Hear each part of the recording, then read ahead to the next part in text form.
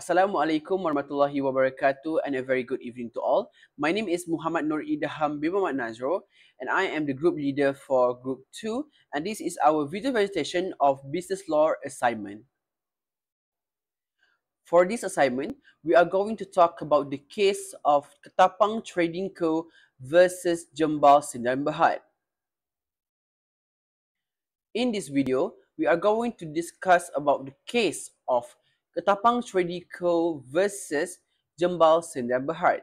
And this video, I'm going to explain more about the table of the content first, which is the first topic is going to introduce of the cases. The second one is about analysis of the legal issues, which is we're going to include about content formations, validity, terms, breach, and remedies. And the next one is about conclusion. What is the conclusion of the case that happens between both parties? First of all, I'm going to talk about the introduction of the case. Both parties are Ketapang Trading Co. and Jembal Sdn Bhd, which is they have some complex supply agreement covered the supply of priority semiconductors component for Malaysia's electric vehicle industry over 5 years. The first analysis of the legal issues is about contract formation. The issue that we're going to use is, was a binding contract formed between Ketapang Trading Co. and Jembal Sdn Bhd is considering the initial request for proposal RFP and the memorandum of understanding MOU with the final signed document and the terms of the agreement successfully certain for both parties. The law that actually they use are from section 2A to 2D. It is about the definition, the section 7.1 acceptance of the contract, and section 26 and 30 the certainty of contract. One of the case law that we use actually about Khalil versus Kobalik Smoke Ball Corporation in 1893, and then Karupan Chetty versus Swatien in 1960, and also Hive versus Rent in 1840. So the application of both of them is actually in Khalil versus Kabulik Smoke Co. Ketapang RFE is an invitation to treat, not an offer, referring to height versus range. The MOU, which new term was a counterback, which not an acceptance. This legally rejected Ketapang original RFP. And then the conclusion that we're going to make, which is they are saying that the contract is the RFP itself is actually an invitation to treat and not an offer. And when Jembal had to issue an MOU, it is a counterback, and it is not going to be accepted, and it is literally rejecting or killed then the first agreement, and the agreement is considered as void. Okay, the next legal issue is validity. The related issue is about, was there a valid enforceable contract formed between Ketapang Trading Co. and Jembal Sdn Bhd under Malaysian contract law? So, for this issue, the related law is Section 2A, Section 2B, and Section 2D of the contract law. For Section 2A, when one person shows that they are willing to do something or not to do something, and they want the other person to agree it, that is called a proposal. Next is Section 2B, when the person who received the proposal agrees to it, the proposal is accepted. Once accepted, it become a promise. Next is Section 2D, when the promisee or someone else do something, doesn't do something, or promise to do or not to do something because the promiser want. That act or promise is called consideration for promise. So the related case law for this issue is Hyde versus Ranch, Gibson versus Manchester City Council, Carhill versus Kabolik Smokeball Co. and Scammell versus Austin. So we can conclude an application, the request for the proposal RFP by Ketapang Trading Co. use vote term and was likely an invitation to trade rather than a formal letter supported by Gibson versus Manchester City Council. Then, Jembal Sdn Bhd response included new terms such as a price increase or sliding delivery scale, making it a counter-offer under height versus range, and their indication that further discussion where were needed suggested no final agreement. However, both parties later signed a formal contract at an official ceremony, indicating intent to create legal relation similar to Kahil versus Kabulik Smart Borgo and began fulfilling contractual obligation. Despite some flexible clauses, the key terms were clear and as per Scammell versus Austin, the contract is likely valid under Malaysian contract law.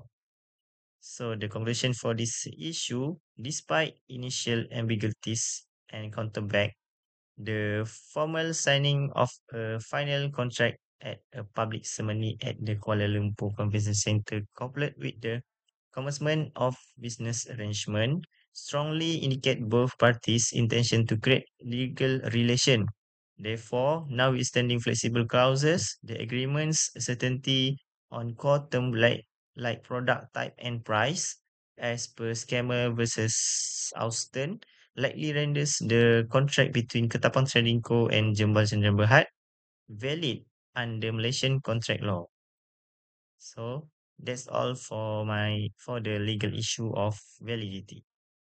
For the terms, the issue is whether the terms of the contract between Kepang Trading Company and Jembal Sdn Berhad are sufficiently clean, definite, and enforceable under Malaysian contract law. For the law there are two sections. For the first section is section 10. A contract is valid when it is made by complemented parties with free consent for the lawful consideration and lawful object. The second one is section 2G. An agreement that is non-enforceable by law is considered void. This included agreement with uncertain or vague terms such as they are cannot as certain the parties' true obligations. For the case law, the Nations versus Inman, Dolly versus White City Stadium. The third one is Government of Malaysian versus Gurcha Singh. The fourth one is Lena Joseph versus Awang Johari. Despite using patches like subject to monsoon condition and industry standard and was performed for 14 months, indication mutual understanding is show the terms are not uncertain. So, for the breach of contract in this case, for the first one is issue. Was Jembal Sdn Berhad had committed a breach of a contract with Ketapang Trading Co. by failing to deliver the agreed microprocessors in the agreed time frame, and resulting Ketapang Trading Co. loss of had a major financial loss, and can Ketapang take a legal action to Jembal Sdn Berhad under the Contract Acts 1950. So for the law is section 74(1). Compensation is entitled for the party who suffers a loss or damages that resulting from the breach of contract that committed from the other party, and both of the parties knew when one of the party breached the contract, it will result damage or loss to the other party. And for the case law is Glim versus Magestan and Victoria Laundry Limited versus Newman Industry Limited. So these cases is related to this case because the the breach of contract happened when the goods fail to be delivered within the agreed time frame. And for the last one is application. So Section 74(1) of the Contract Act 1950 showed that the breach of contract is happen when the party fails to fulfill its duty at the side of the contract and fail to perform the contract. And in this case, Ketapang relied on Jabal Sdn Bhd assurance to supply the agreed microprocessors in the agreed dates and the quantities. But Jambal Sdn Bhd fails to deliver the microprocessors to Ketapang Trading Co within the agreed time frame and quantities. So the breach of contract that was happening in this case. Hi, my name is Muhammad Azhar Iqbal. About remedies, the issue is whether Ketapang Trading Co. is legally entitled to claim damage from Jambal Sdn Bhd under Malaysian contract law is based on the breach that had arisen from Jambal's failure to deliver microprocessor after a lightning strike that caused a fire in its factory, and whether Jambal's storage of flammable materials in vulnerable areas amounts to negligence, making them liable for damage despite the natural cause of the fire. For the law, I took Section 74(1).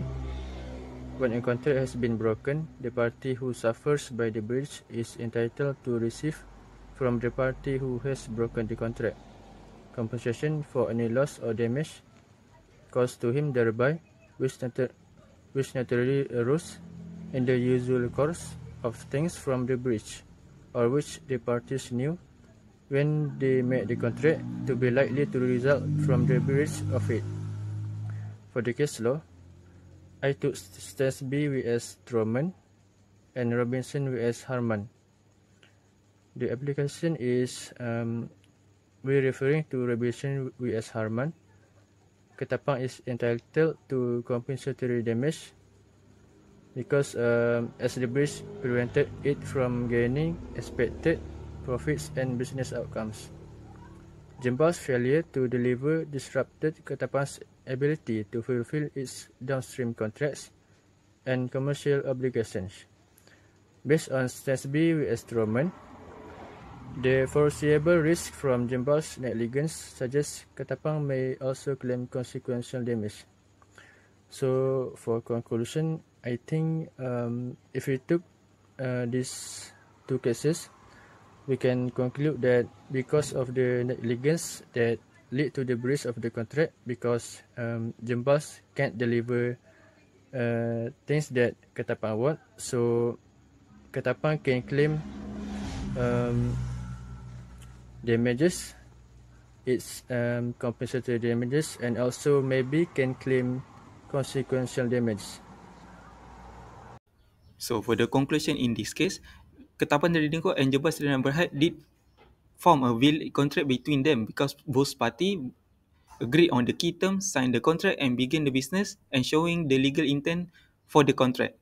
So Jambal failure to deliver the microprocessors on the time to Ketapang Trading Co is a breach of contract because the time is very important to Ketapang Trading Co for the EV project. This breach makes Jambal liable for the damage under the contract law. So Ketapang can claim losses including the 7.9 million in penalties and 25 million in lost business. So these losses are predictable, directly caused for the breach, giving Ketapang strong legal grounds to claim the full compensation.